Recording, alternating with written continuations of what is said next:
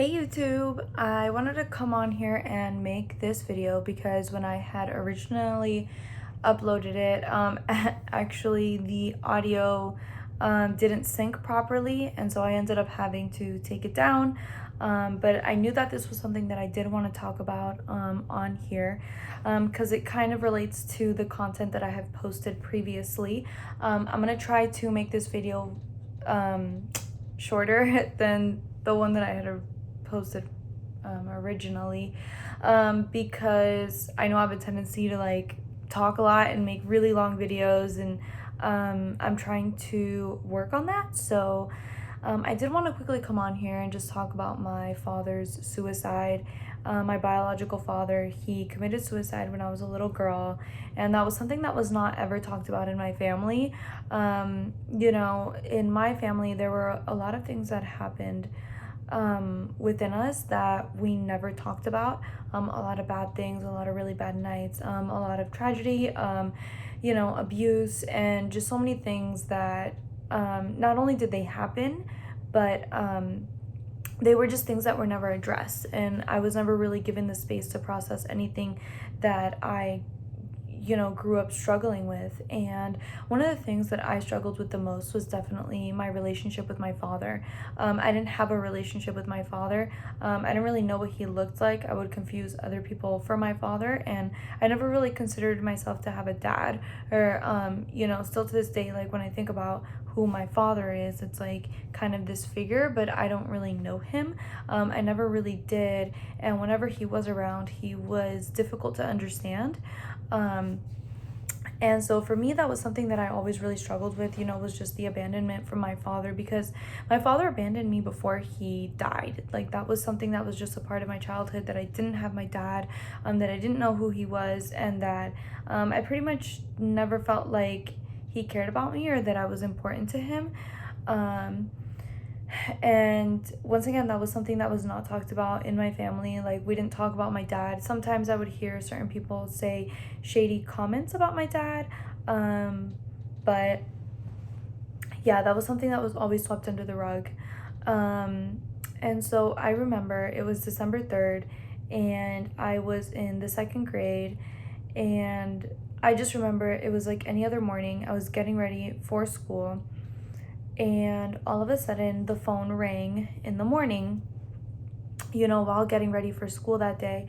And it's rare for the phone to ring in the mornings. So I remember being curious. I was upstairs. I don't know if I mentioned this previously in another video, but I did grow up in a townhouse with, a lot of people. And so for me, I just remember I knew that somebody picked up the phone downstairs, so I quickly ran downstairs, and it was my grandpa. He had the phone to his ear, and by the look on his face, and I could hear somebody screaming on the other end of the line, and I was very confused by what was going on. And he just told me that somebody that I didn't know died, and I was kind of like, okay. And he told me, he's like, your mom will tell you, something like that. And I was kind of like, okay.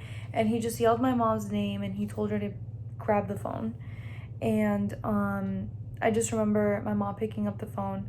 I quickly ran upstairs, and by the second I made it to the top, I started walking towards the room, and all I heard was yelling and no, no, no, and crying. And it was very dramatic, but I don't think I really understood. I had no idea what was going on.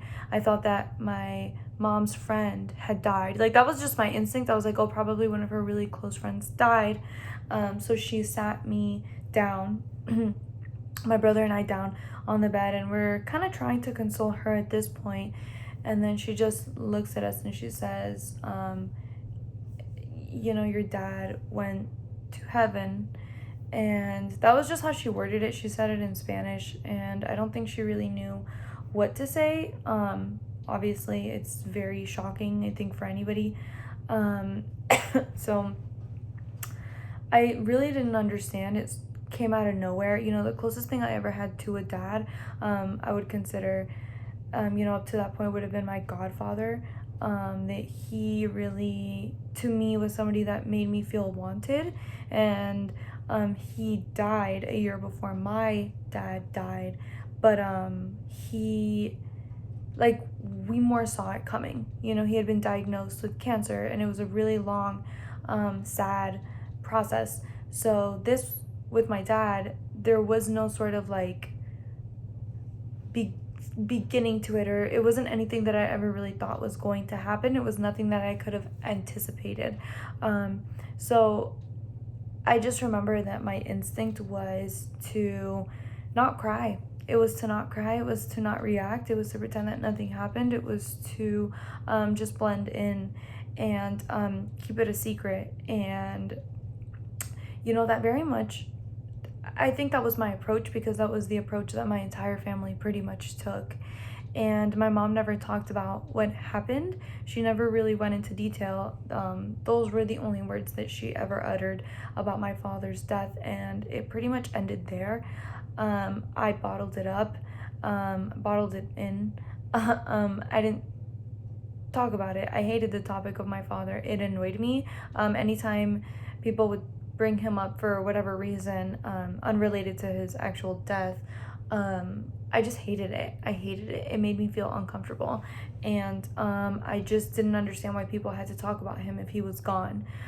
When he died, I promised myself that that chapter was over and that I was never going to speak of him again. So the fact that people would bring him up, it frustrated me. As I continued to get older, I think, you know, and I was having more of the issues that I was having, I really started to wonder more details about my dad's death. And I think I really started to quickly piece together some of the inconsistencies around his death, and the different things that people would say about how he died, and the secrecy, and there was some mystery attached to it. So I eventually hypothesized that he had either killed himself, or like had a drug overdose, or was murdered, something along those lines. I could tell that my mom, you know, would say certain things and was kind of like, she just acted in a very suspicious way around me, and I just could pick up on it. So as I was getting older, I didn't really know. I remember one day sitting down with a therapist, and she asked me, she was like, how did your dad die? And I remember first I told her he had a heart attack. Then I said he might have had something with his brain. And then now she kind of looked at me weird, and I remember thinking, honestly, I have no idea. And I actually told her that. I was like, I get different stories every time that I ask. Or when I hear my mom telling other people, you know, because sometimes people ask, like, where is her dad, you know? So as I continued to get older, you know, and I started to really realize how strange it was that no one talked about it, I started to ask other people, because I didn't trust my mom to tell me the truth. My mom was not ever a source of honesty or authenticity, or transparency for me. My mom has always been very avoidant, and she doesn't like being vulnerable or open. And so I knew that I couldn't go to her. So I started going to other people, and other people, now it started to become more obvious, because other people wouldn't talk to me about his death. I would get things like, sometimes it's just someone's time to go, or, you know, it just, you know, that's how life plays out. Like, everybody would always dodge the question, obviously. And so for me now, it's becoming more frustrating, because it's like, you're all clearly lying to me. It's pretty much no longer a secret that you're lying to me, but no one is telling me the truth. And it was very gaslighting, and that was the case for all of my family members. Nobody wanted to tell me the truth. And I got to a breaking point, and I remember being on the phone with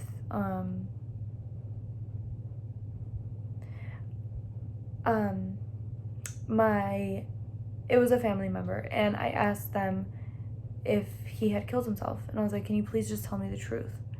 And I remember she said, you know, I can't tell you that, but your mom will know what to tell you.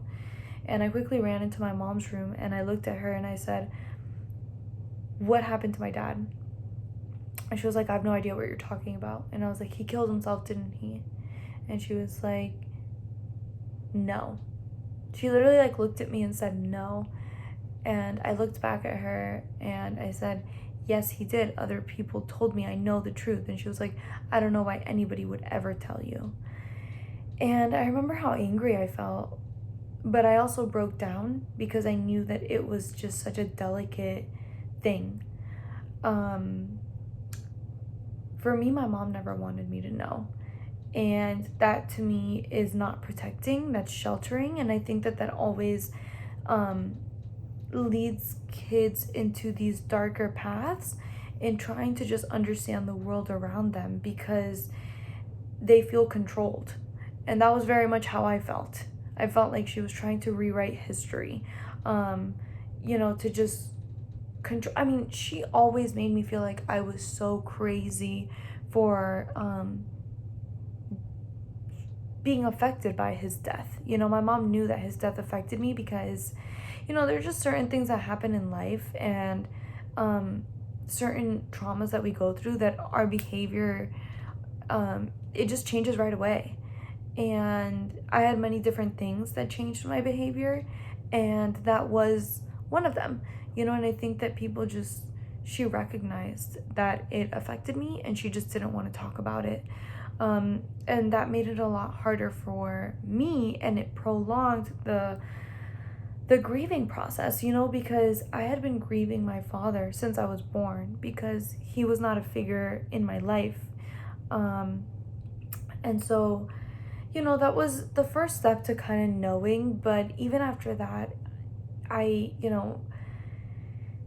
it has taken a really long time for me to kind of recognize the type of gaslighting that was really done in my family, and the amount of times that I was put in therapy and told, like, well, Juana just has really low self-esteem. Well, Juana just really blah, blah, blah. And it was always me, me, me, me, me. There was always something wrong with me. But no one was ever willing to talk about some of the things that actually happened outside of me, And I think that that's what happens to the scapegoated children of toxic families. And that is that we do end up being put in the positions where we're just so bad.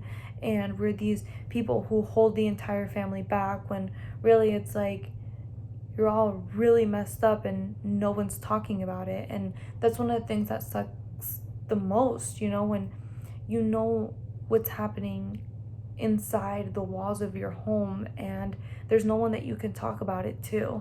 And then you have to go to school and you have to fake it every day and you're anxious to go home, but you live this double life.